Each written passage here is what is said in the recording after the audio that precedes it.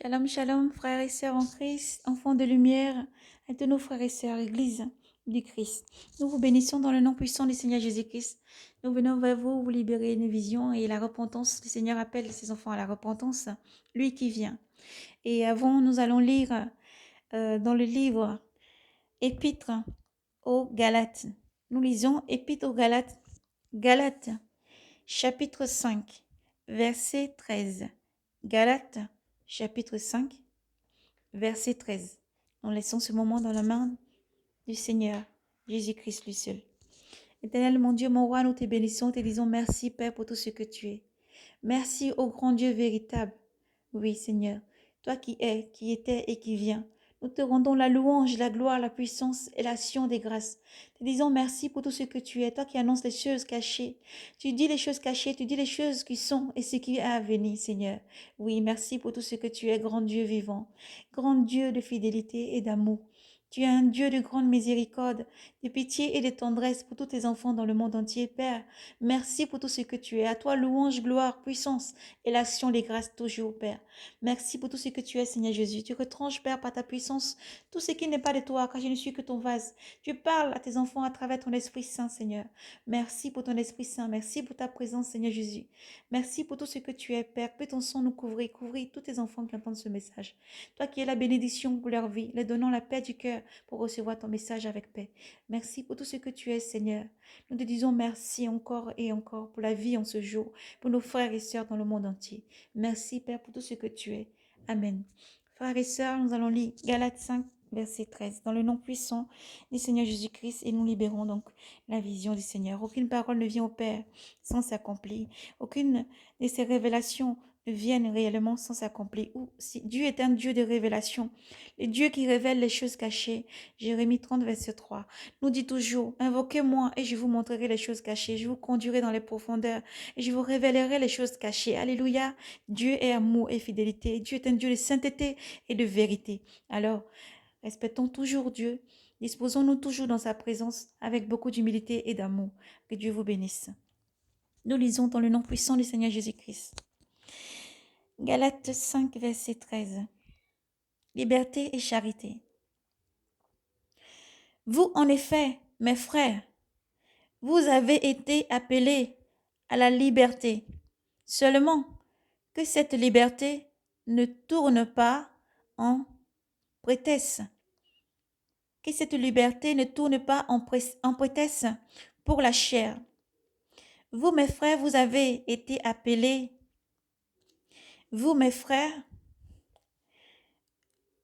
je vais reprendre la lecture. Vous, en effet, mes frères, vous avez été appelés à la liberté. Seulement que cette liberté ne se tourne pas en prétexte pour la chair, mais par la charité. Mettez-vous au service les uns des autres, car une seule formule contient toute la loi en sa plénitude. Tu aimeras ton prochain comme toi-même. Mais si vous modez, vous vous modez et vous dévorez, vous vous mordez et vous vous dévorez les uns les autres. Prenez garde que vous n'allez vous entretuer et entredétruire. Or, je dis, laissez-vous mener par l'Esprit Saint. Laissez-vous mener par l'Esprit et vous ne risquerez pas de satisfaire la convoitise charnelle, car la chair convoite contre l'esprit, car la chair convoite contre l'esprit. La chair convoite contre l'esprit, et l'esprit contre la chair, et l'esprit contre la chair. Il y a entre eux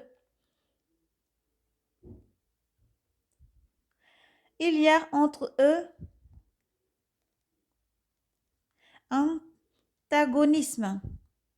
Il y a entre eux antagonisme, si bien que vous ne faites pas ce que vous voudriez, mais si l'Esprit vous anime, vous n'êtes pas sous la loi. Or, on sait bien tous ce que produit la chair. La chair produit fornication, impudicité,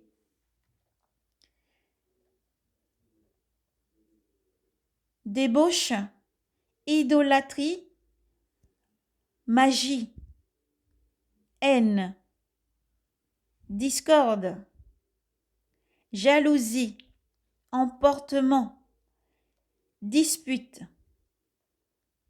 dissension, incision, sentiment d'envie, orgie, ribale et choses semblables. Et je vous préviens, comme je l'ai déjà fait, que ceux qui commettent ces fautes-là n'hériteront pas du royaume de Dieu. Mais le fruit de l'esprit est charité. Le fruit de l'esprit est charité, joie, paix, longanimité,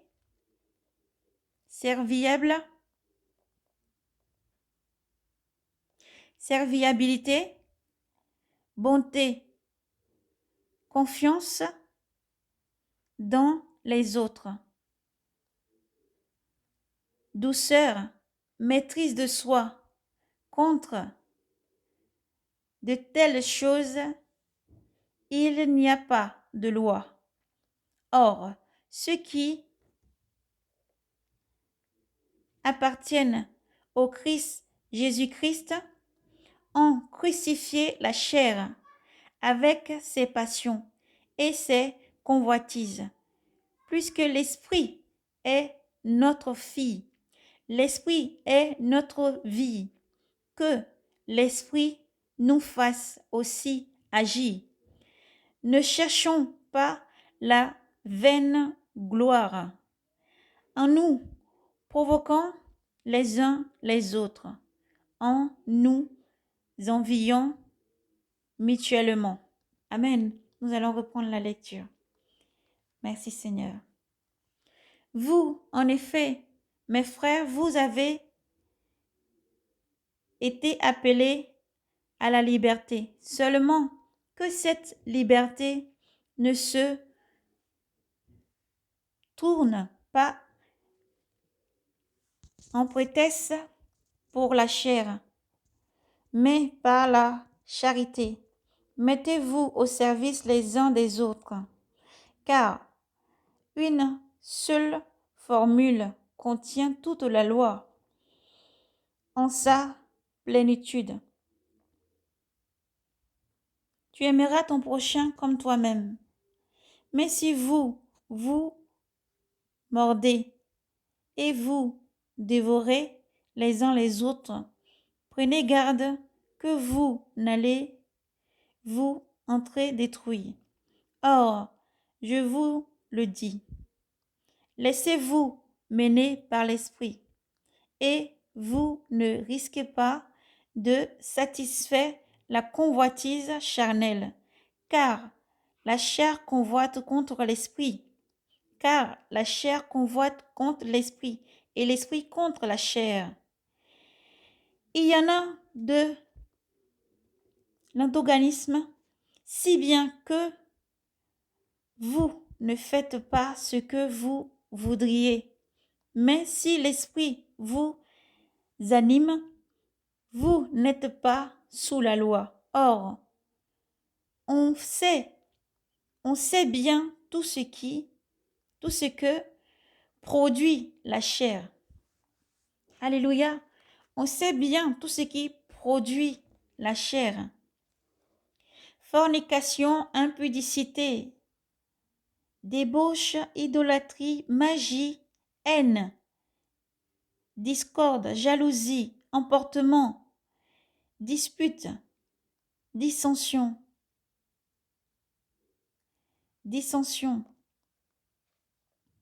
incision,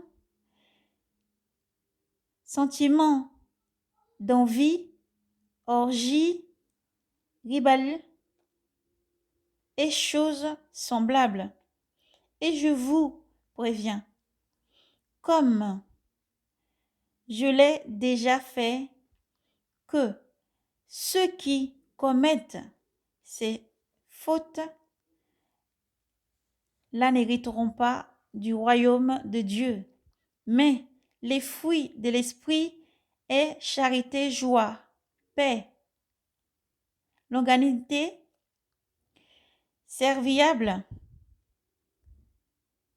serviabilité, bonté, confiance dans les autres, douceur, maîtrise de soi. Contre de telles choses, il n'y a pas de loi. Or, ceux qui appartiennent au Christ Jésus ont crucifié la chair avec ses passions et ses convoitises, puisque l'Esprit est notre vie, que l'Esprit nous fasse aussi agir.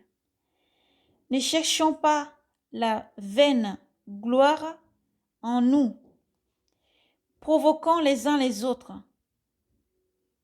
en nous envie mutuellement, à nous envier mutuellement. Amen. Galates 5, verset 13. Guidé par l'Esprit du Seigneur Jésus-Christ.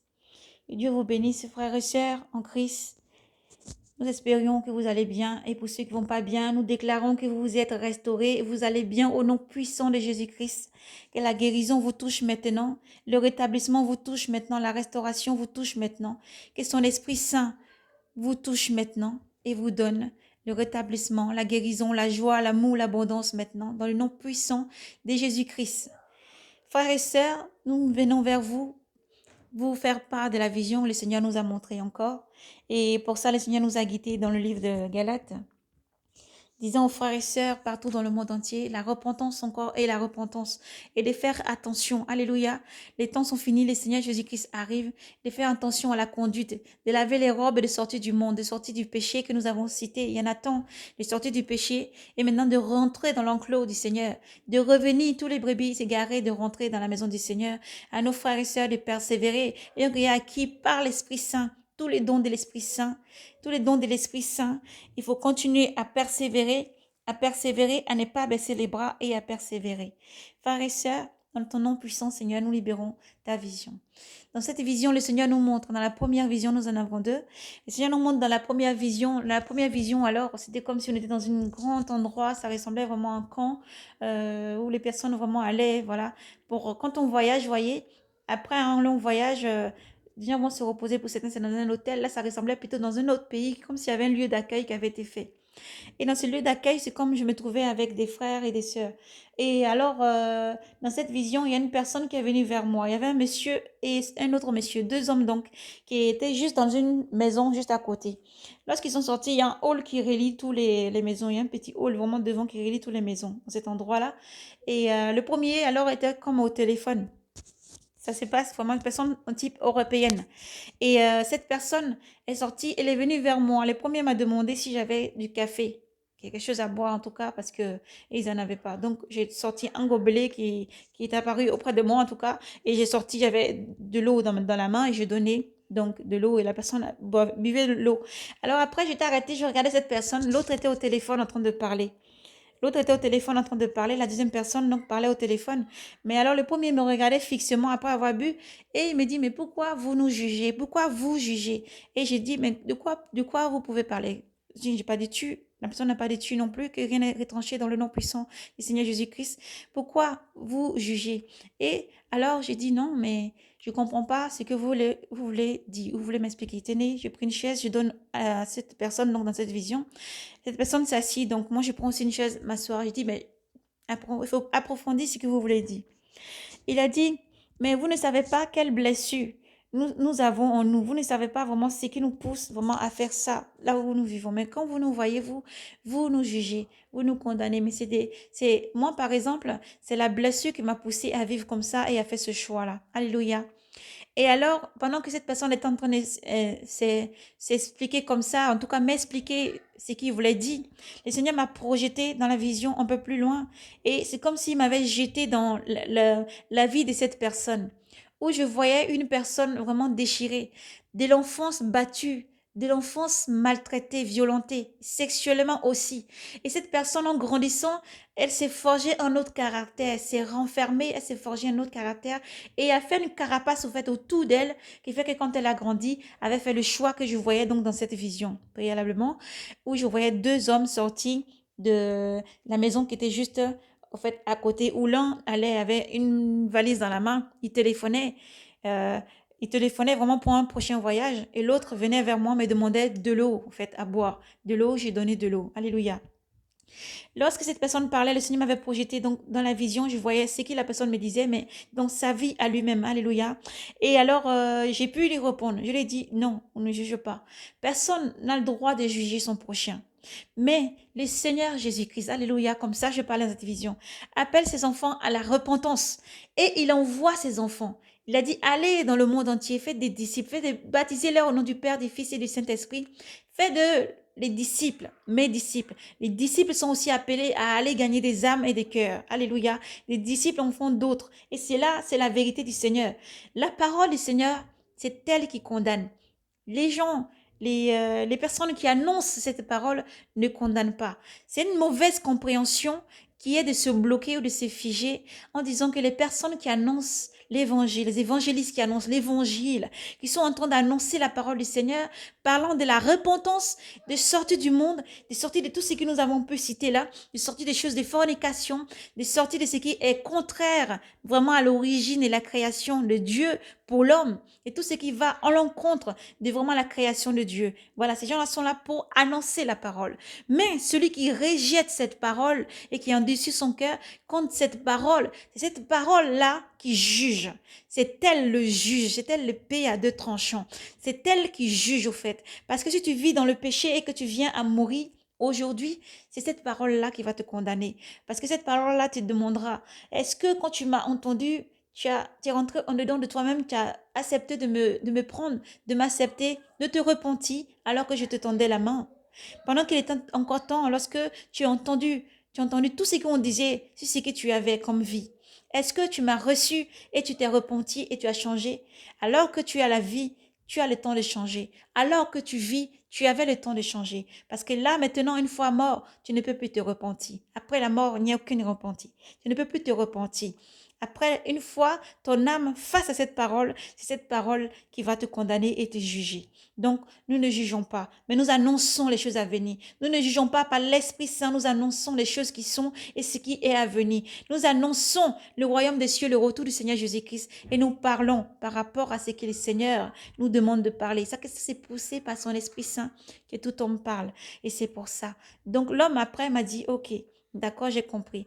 J'ai senti un soulagement quand même dans son cœur et je lui ai dit tout doucement dans cette vision, change de vie, il y a encore temps, il y a de l'espoir pour toi. Change de vie parce que Jésus-Christ t'aime. Alléluia.